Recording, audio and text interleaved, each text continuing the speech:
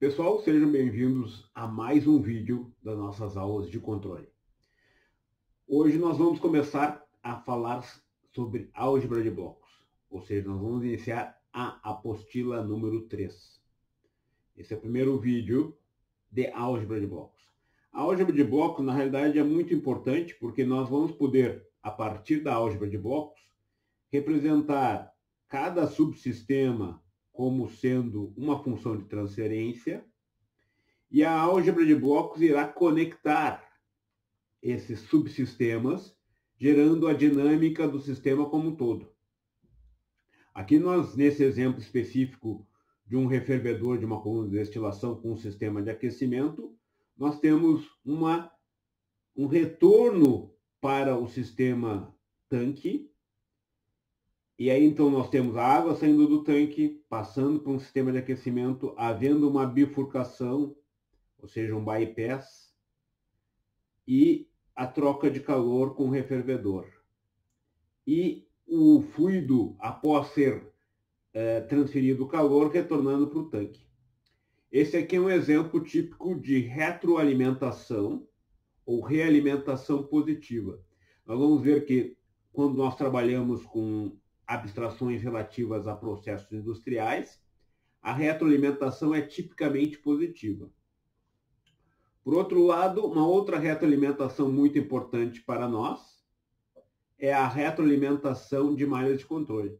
Então, especificamente, só para retornar esse sistema, nós podemos representar cada um daqueles subsistemas com uma função de transferência, e com isso nós conseguimos a função de transferência completa, global, certo?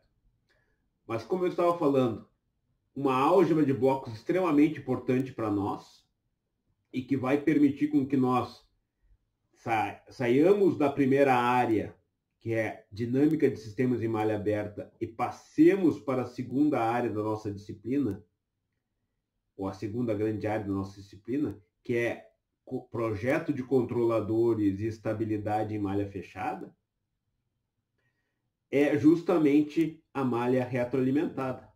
Então, esse sistema retroalimentado aqui, que é com retroalimentação negativa, porque agora que nós estamos subtraindo, é o que nós iremos, então, aprender nesse conjunto de vídeos sobre álgebra de blocos. Então, a grande vantagem da álgebra de blocos é nós podermos trabalhar com sistemas mais complexos e conectá-los através dos blocos e usando a álgebra associada a eles.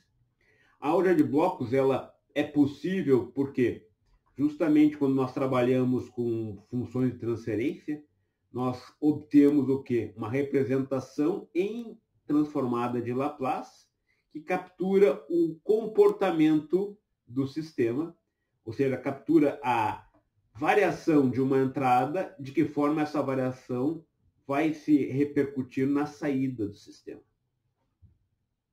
Então, transfere uma variação da entrada para uma variação de saída. E pelo fato de, quando nós usamos transformada de Laplace, nós acabamos o quê? Obtendo uma representação algébrica do sistema dinâmico. E aí que vem a álgebra de blocos, é essa conexão algébrica e essa manipulação algébrica que é o que traz e é o que nós vamos ver como álgebra de blocos. Algumas dessas álgebras de blocos nós já vimos quando nós introduzimos funções de transferência de segunda ordem, que é o caso de dois sistemas em série. Então vamos lá. Primeira parte então da nossa álgebra de blocos é sistemas em série. E aí nós vamos ver o quê? Sistemas em série. Em série nós multiplicamos.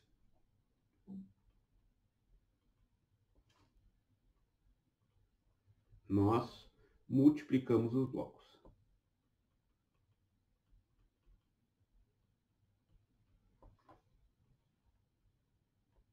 Então, série multiplica. Como nós fizemos em aula.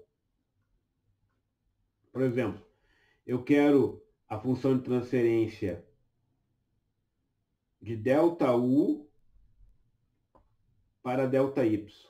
Mas eu sei que se eu souber a função de transferência de ΔX para ΔY e souber a função de transferência de ΔU para ΔX, nós então teremos a função de transferência de ΔU para ΔY. Se nós substituirmos as funções de transferência, essa aqui é G2. Respeitem a ordem da multiplicação. No caso de sistemas escalares, a ordem não é crítica, ela é comutável. Mas quando nós trabalharmos com sistemas multivariáveis, é importante respeitar a ordem com que ocorre a multiplicação. Ou seja, nós temos que respeitar essa ordem com que as matrizes são multiplicadas, no caso multivariável. No escalar, então, tanto faz escrever G1 versus G2, vezes G2. Isso é igual a G2, porque no escalar isso é comutável. Na versão matricial, se isso aqui for uma matriz e isso aqui for uma matriz, eu tenho que respeitar a ordem com que está sendo feita a multiplicação. Então, por isso que a sequência de multiplicação, eu recomendo que vocês tenham esse hábito, que vocês respeitem a sequência de multiplicação. Você vai multiplicar, o último bloco a ser multiplicado é o G2, o primeiro bloco a ser multiplicado é o G1. Por isso que então nós temos G2 vezes G1. Se vocês criarem esse hábito, para o multivariável, a multiplicação multivariável, como eu disse para vocês, essa multiplicação multivariável, se isso aqui forem matrizes, isso não vai ser verdade, no caso geral, certo? Então, só tenham esse cuidado e criem o hábito de respeitar a ordem das multiplicações. Isso aqui é o caso multivariável.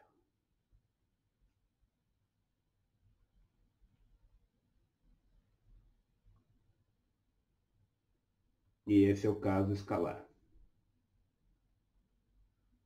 Escalar ou monovariável.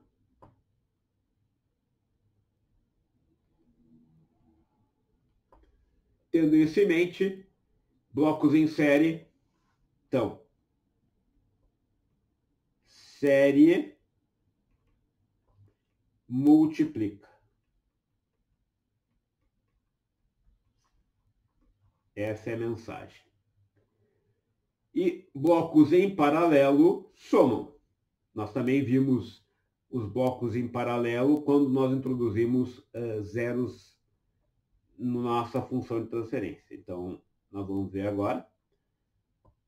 Blocos em paralelo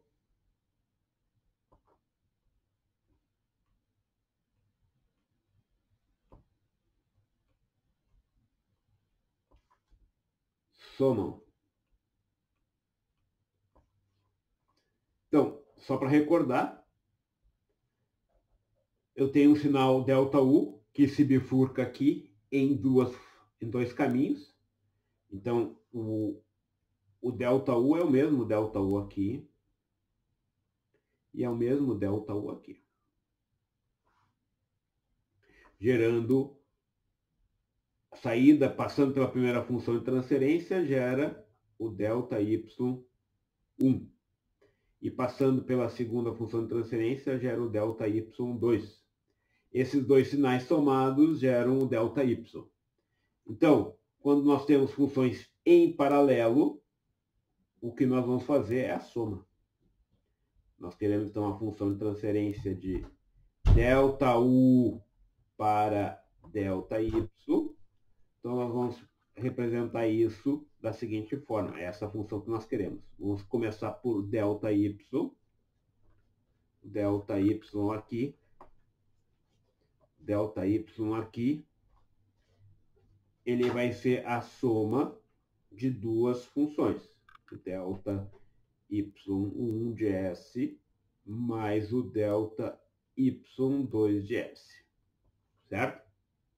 Então, essa soma dessas duas funções.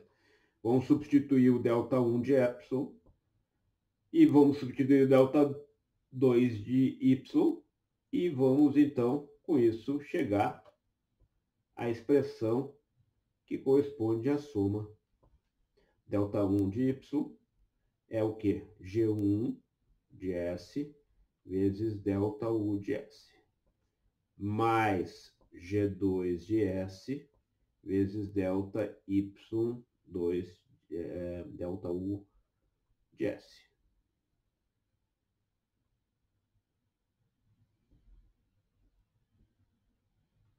Certo?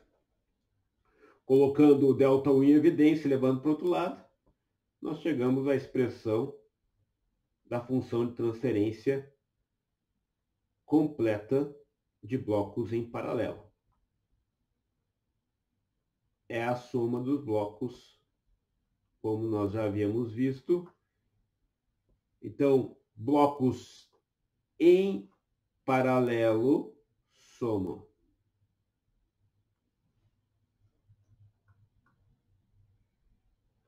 Então, vamos escrever novamente isso. Paralelo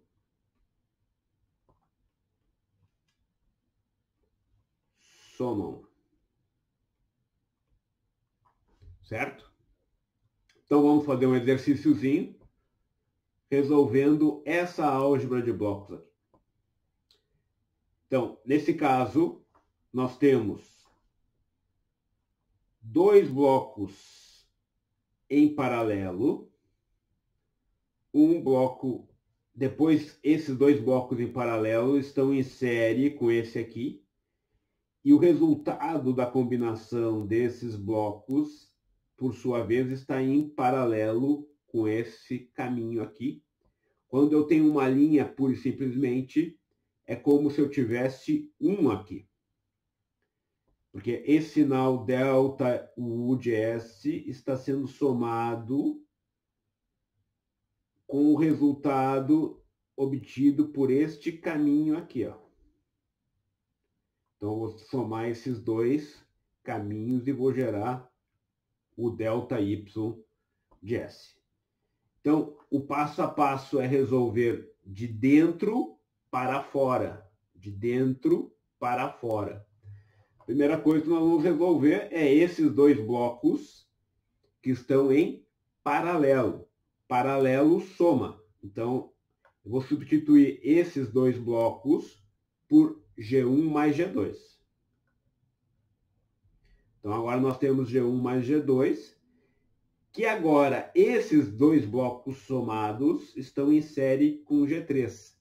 Logo, nós teremos o resultado deste caminho como sendo G3 vezes G1 mais G2.